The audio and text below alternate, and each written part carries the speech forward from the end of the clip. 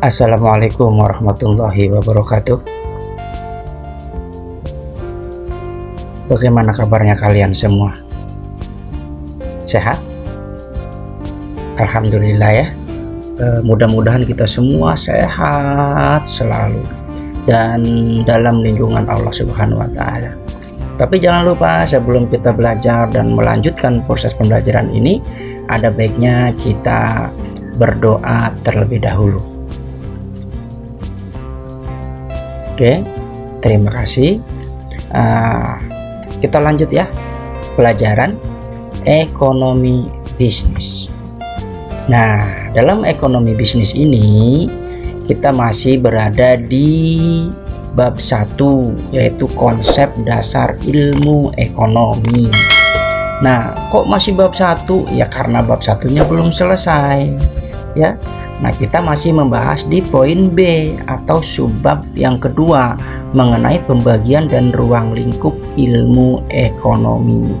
Ya, pokoknya kita terus melanjutkan video-videonya, penjelasan-penjelasannya. Tapi selama belum selesai, kita lanjut membahas kelanjutannya. Nanti setelah bab 1 selesai, baru kita lanjut ke bab yang kedua. Nah, kemarin di video yang sebelumnya, walaupun masih di bab 1 dan di subbab yang B, ini kemarin itu membahas mengenai pembagian ilmu ekonomi. Sekarang lanjut di nomor yang kedua, yaitu ruang lingkup ilmu ekonomi. Ya, setelah kita mempelajari pembagian ilmu ekonomi, di sana sudah kita pelajari mengenai ilmu ekonomi deskriptif, teori ekonomi, dan ekonomi terapan. Sekarang kita belajar lanjutannya mengenai ruang lingkup ilmu ekonomi. Ya, seperti apa sih ruang lingkupnya dan sejauh mana sih dan apa saja sih yang ada dalam ilmu ekonomi itu, sehingga ada yang namanya pembagian ilmu ekonomi dan ada yang namanya ruang lingkup ilmu ekonomi. Kita lanjut untuk membahas ruang lingkup ilmu ekonomi. Nah, di sini ada namanya Raharja dan Manurung. Beliau ini adalah tokoh ilmu ekonomi yang sudah memberikan teori-teorinya, menyampaikan buah pikirannya. Menurut Raharja dan Manurung, ruang lingkup ilmu ekonomi membagi menjadi 2. Apa saja? Yang pertama, menurut Raharja dan Manurung adalah teori ekonomi mikro. Dan yang kedua, teori ekonomi makro. Nah, di sini nih sama-sama teori dan sama-sama membahas mengenai ekonomi. Cuma ada perbedaannya, yaitu mikro dan makro. Nah, seperti apa sih mikro dan makro dan apa perbedaannya? Kita bahas satu persatu. Simak baik-baik dan pahami, dengarkan penjelasan saya. Mudah-mudahan kalian bisa memahaminya dengan baik kalau kaliannya serius. Oke ya, kita lanjut. Yang pertama, kita akan bahas mengenai teori ekonomi mikro. Apa sih yang namanya teori ekonomi mikro ini? Nah, teori ekonomi mikro ini berdasarkan emang katanya, bukan katanya ini kata orang ya, artinya berdasarkan kata dari mikro itu sendiri. Mikro ini kan artinya kecil. Mikro ini artinya kecil, artinya ekonomi yang membahas kecil-kecil begitu. Tapi sekecilnya bukan kecil segede genggaman, ya.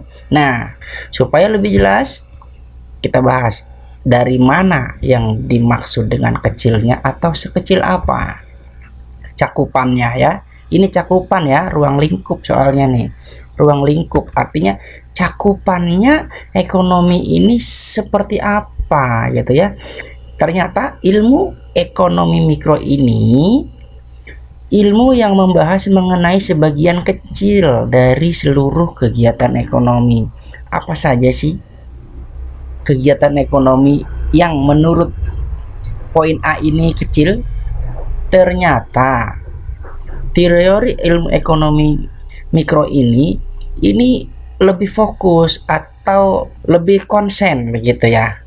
Cakupannya itu tidak terlalu melebar kemana-mana. Misalnya gini, interaksi di pasar antara barang dan jasa.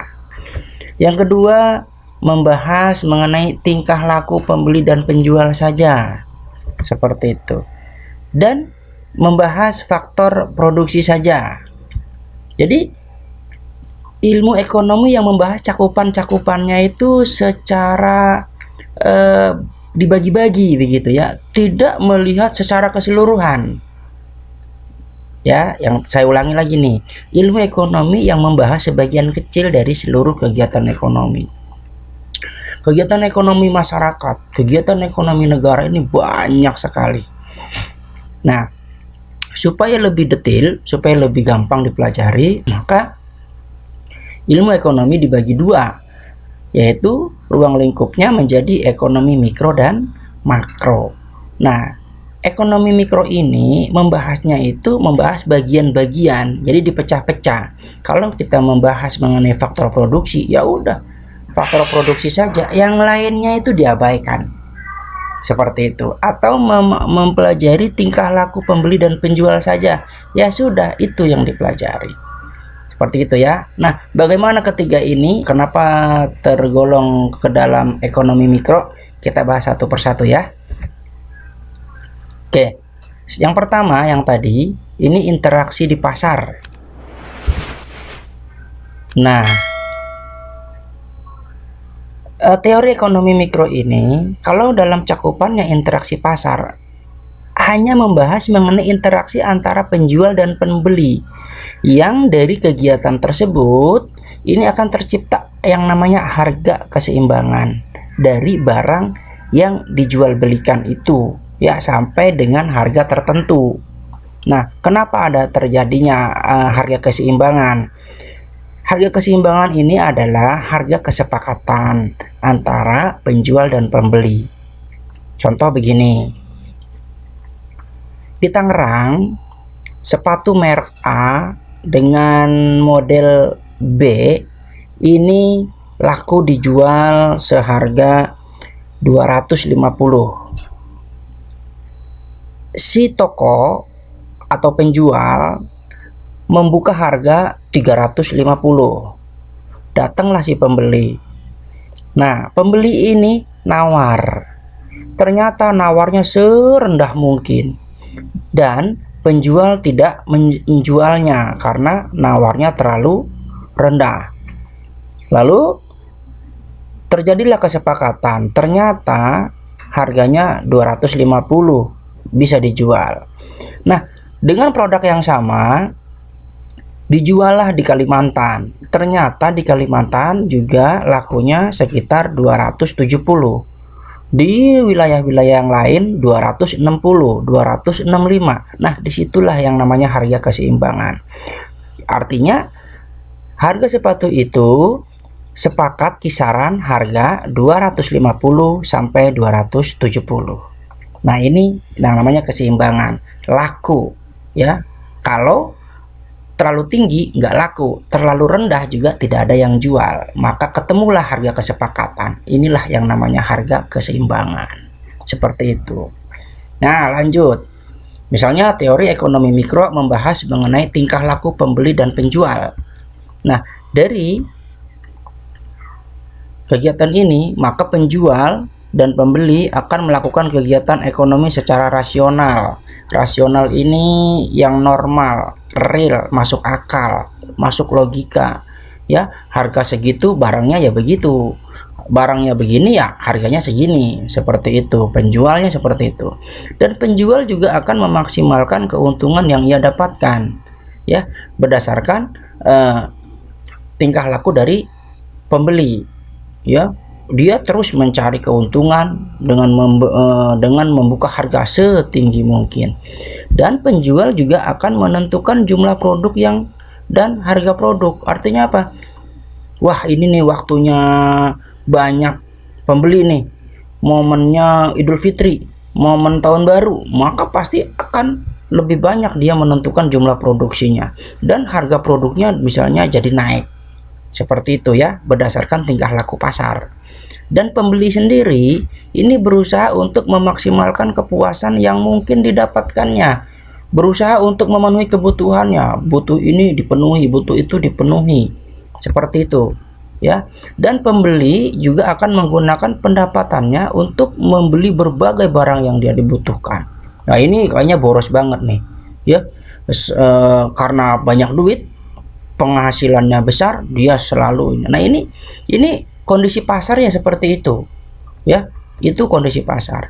Atau yang ketiga nih, teori ekonomi mikro ini membahas mengenai faktor produksi. Nah, apa sih yang namanya faktor produksi itu?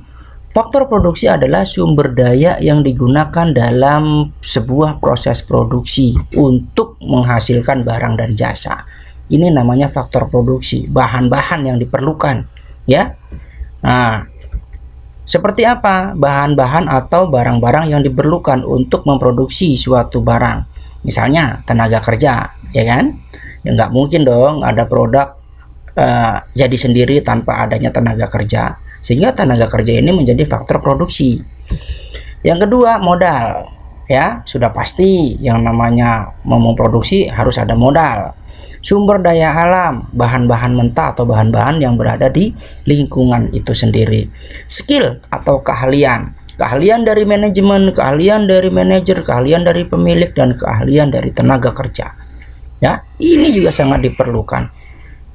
Nah, demikianlah penjelasan mengenai ruang lingkup ekonomi yang terdiri dari dua ya, ekonomi mikro dan ekonomi makro. Kita tadi sudah membahas mengenai ekonomi mikro. Mudah-mudahan apa yang tadi saya jelaskan dapat membantu pemahaman kalian untuk memahami apa itu namanya mikro. Sampai ketemu lagi di video selanjutnya, akan bahas mengenai ekonomi makro.